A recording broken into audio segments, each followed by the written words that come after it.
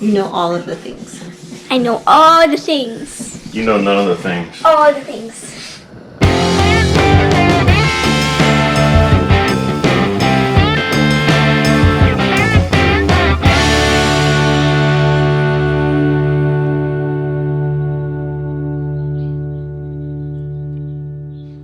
Hey guys, welcome to TCR. Sid here. Thanks for clicking on the video. If you haven't done so already, make sure you hit that subscribe button.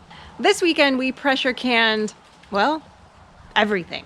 Well, not everything. We pressure canned some tri-tip, which if you haven't done, it's amazing. I highly recommend it. It's a fabulous way to have some tri-tip on the shelf, and I've made many yummy things with it. We also pressure canned some butternut squash and some potatoes as well.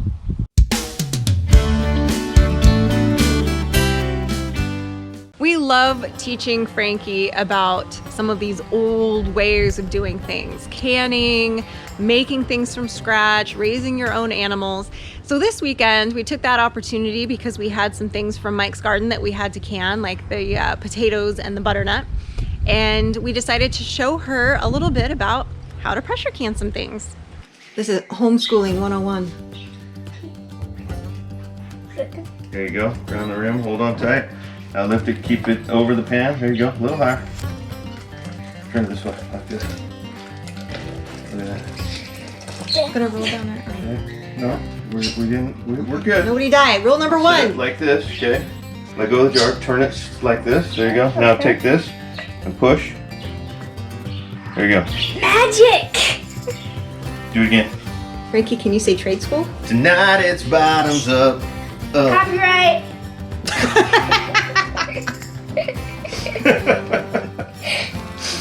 Whoa. Don't die. Hold it up Rule here by the number rim. one. See, look, see how low you were holding it? Yeah. You want to hold it right up here by the rim, where this is holding onto the rim. So Okay, you don't try it break again. rule number one. So you don't break rule number one. At least get third-degree burns. Nah, that won't be third. First degree. Second degree. I don't know. Probably Some degree. All the degrees. Okay, all right. There you go. She can be taught. It's one home stretch. Don't die on the final one. Your accents are horrible. Your face is horrible. Now watch. Let me show you something. Why you do that? Look up. Let me have it. I want to show you something. Because he's like that. See, He's when you got a pour man's down, brain. see how the water's trying to run down this? Yeah. So you want to make sure that, see how I'm pouring it out Yeah. between them? I mean, you didn't get it on you, but you tried pretty hard. She tried to die. She tried to break rule number one. And that, ladies and gentlemen, was mansplaining 101. Wow. I'm gonna mansplain something to you in a minute. Don't touch the stove, it's hot. So how long do you have to cook the tri-tip in the jars for? So for pint jars like this, it needs to pressure can for 75 minutes. If we were doing quart jars, it'd be 90 minutes. Is it that quart jars? Those are pint jars. That's pint. Oh, you got two different jars? Repeat after me. Trade school. Am I adding any garlic to this meat or just meat? You said you were adding garlic. I was okay. Then Frankie, we need to go peel some garlic. Oh, you got your finger in there. Oh, I'm just kidding. All right, now start breaking that. Sounds like Start breaking that bulb open in here. Get it all broke apart, and just pull it apart. Break it right open. All of them. Drop them on the ground. There you go.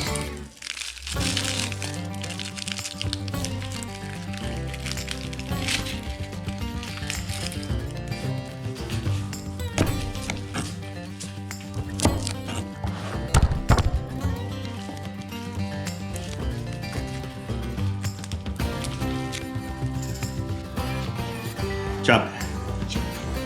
Put in that bowl right there. How much do you want to chop? Like how small? We're gonna put it in jars with meat. You decide. Is that good? I just told you to decide. If it's wrong, it's your fault.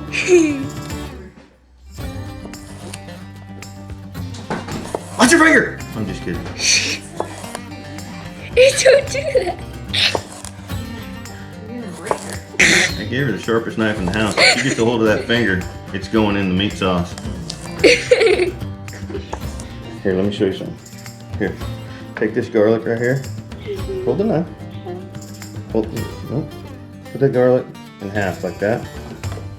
Oh, so then it can sit. All right, now lay this flat. We're working with just this piece. Put the tip of the blade down. Okay. Put your thumb behind the garlic. Put your pointer finger straight down. What you're gonna do is you're gonna move the garlic in. You're gonna cut, move it in, cut, move it in, cut, move it in, cut. There's garlic for days there.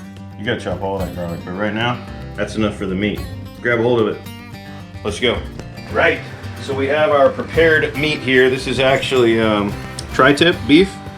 And if you have not pressure canned tri-tip, you gotta try it, you're missing out. So what you're gonna do, Frankie, is flip all these jars over. So now you're gonna grab the meat, put it in there, and push it down. How much? I'll tell you when to stop. Push it down. Okay, stop. Now you're gonna fill this up nice and level across the top, like this, okay? And you're gonna put it in there, okay? You don't need that green thing. There you go. Doesn't have to be perfect. Put it right in there. Okay, now put the green thing back in there. And put some more meat. Okay, stop. You're gonna push them down like that. And then And repeat. add a little bit more meat. To which? This one? Yeah, right here. Okay. Yeah. You have to pack it. Yeah, pack it in there. Okay. I think that's probably good. Now, you gotta take this right here. Salt. You gotta get a level half a teaspoon. Go ahead and let me see a level half a teaspoon. Shake, shake, shake. Shake, shake, shake. There you go. That's good. Now sprinkle it across the top. Okay, now dump it. There you go. All right. Now do the same thing to all those. Repeat the remember that? process. Yeah. Hot water. We got to add a little bit of hot water. Okay. So we're gonna just pour a little hot water over the top, about like that. Just filling in the gaps. This is gonna make a lot of its own juice, so we're not adding that much. See how the water went down? Mm-hmm. Do that to all the jars.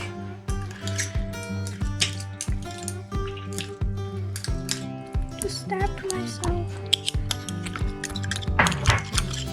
This one has a lot of water. What do you think that is? Smell it. Stick your nose down real close. Vinegar! That's messed up, Daddy. Put this in here. Vinegar smells good. Go ahead. Oh, because you're wiping the little pan. bit. Little bit more. Now try not to get the vinegar in the jar. Try to wipe around the top of the outside. Nice and fast, not too slow. There you go. Next one. Gotta make sure the top of the jar is nice and clean. Nice and clean. There's no salt on there. Now what do you do with what's left of the vinegar? Pour it in there. Really? Yeah. Keeps the jar clean. Makes Okay, sense. good. Jars come out nice and clean. We got our lids nice and sanitized and warm. Well, hot actually, about 212 degrees. That softens up the seal on the top of the lid. Hot pan coming through. Lay it on like this. And then, there you go. Can you say botulism? Botulism lives in an oxygen-free environment. What's that? What this is about to be. That's why you have to clean the lids with vinegar and like boil everything. And So that's why you have to pressure can it to get it up over a temperature that kills botulism spores. so that nobody dies. Because rule number 1. What's rule number 1? No, don't die. Yep. Nobody dies? No, it's don't die. Okay. Unless you're a Thank you. zombie. It's really important that this stay in place when this lid goes on, okay? That lid's actually a little bit dinged, but that's all right. Push down a little bit while you turn. There you go. There we go. Stop. Yeah, don't over tighten it. Because the air has to be able to escape.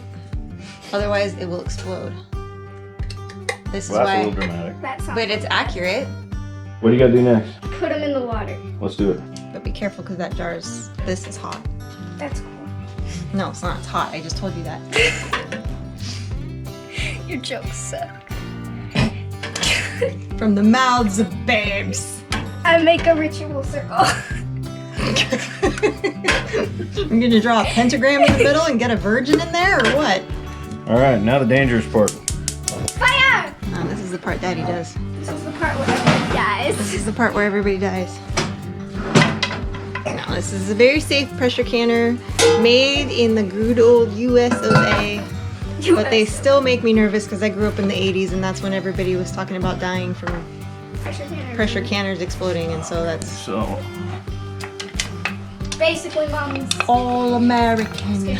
So we tighten our levers on the side, like so, and you do them across from each You have other. You issues. do them across from each other well, the first thing I'm doing is getting so that it's even. it so it's even, because it has what's called a phonographic finish on the chamfered edge. So get it nice and even, and then get them all finger tight. Now what I'm gonna do is I'm gonna start at one spot, tighten, go straight across from that, tighten, go over here, tighten, straight across from that, tighten, go over here, tighten, straight across from that, tighten. So it's really a lot about Greek mythology. And big words. Titans. Titans running around. Get it? You see what I did there? Your jokes you suck. confuse me. Your jokes do suck. That was a good joke. No, That was not a good That joke. was a good joke. All right, now See what you have to do? we're gonna let this thing get up to the point where steam starts coming out of here, and we're gonna let it do that for about 10 minutes before we put the weight on. So now we gotta go wash potatoes for our next batch. Potatoes! Look at that.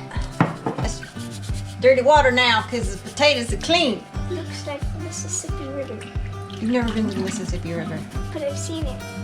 It's the In your digital dream, age. when you were astral projecting? I've swum in it. Yeah. I've caught catfish in it. We got steam. Ooh, yeah, I can feel it. Can't see really it, but I believe you. Oh, I see it, but I don't think the camera can. So we let that go for 10 minutes. 10 minutes of steam, baby. Then we cap it. Let the pressure build. Because when you increase the barometric pressure, you increase the temperature at which water boils. But that's science, and you guys don't care about science. Just follow the directions. Redneck nerd out. Okay, try to keep them close to the same size. Do you know why we want them close to the same size? So that they fit. So that they evenly cook. Yep. You cleaned these good. Good job. You clean them well. You done good, kid. She is gonna end up in trade school. Poor grammar. Yeah, well, I went to trade school. I got a pretty good job. You went into the Navy, you didn't go to trade school. That's the same thing. I went to trade school and the Navy. Okay, so it's been steaming for 10 minutes now. So now it's time to put the weight on if you have this kind of canner. 10 PSI would be at sea level. If you're 1,000 feet above sea level, we're about 1,400 feet above sea level. You want to kick it up to about 11 PSI, so I'm going to put it on the 15-pound side. And then when it gets up to about 11 PSI, I'm going to play with the temperature and keep it in that range. 12, 13 is fine, but somewhere in that area. And once it gets up to 11 PSI, we start our timer for pint jars for 75 minutes. If we were doing quart jars, it'd be 90 minutes.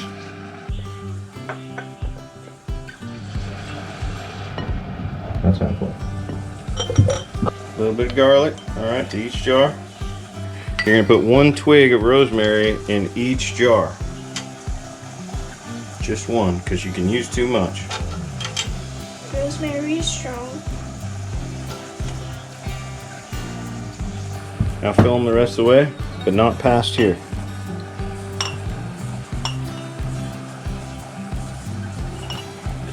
Yeah, push them down. There you go. Nice and even, half a teaspoon. So it's the same exact amount in every jar. Okay.